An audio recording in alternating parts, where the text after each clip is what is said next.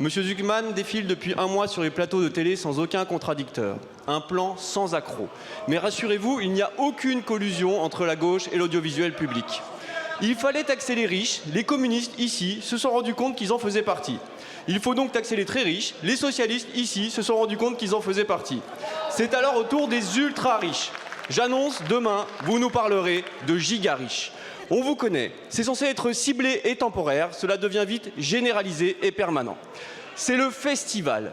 Les pauvres paieraient davantage d'impôts que les riches, quand bien même ce serait avec l'argent prélevé sur les seconds. Vous vous fondez sur un classement évolutif et qui comporte déjà 50% d'exilés fiscaux.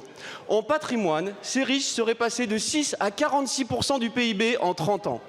Étonnamment, on omet de dire que le reste de la population est passé de 18 à presque 130% du PIB sur la même période. Prix Nobel de fake news.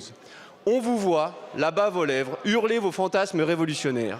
On voit surtout les alliances pour augmenter la pression fiscale du pays le plus imposé au monde. Tout le monde, sauf l'UDR et le RN, s'accordent pour ponctionner 20 milliards d'impôts supplémentaires sur le dos de la bête déjà moribonde.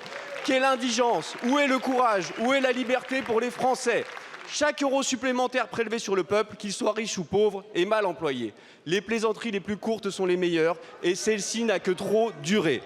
Après avoir gobé l'Assemblée, à quelle sauce l'ogre socialiste va-t-il dévorer le contribuable dans cet accord soviétique qui va du PCF à LR en passant par la Macronie?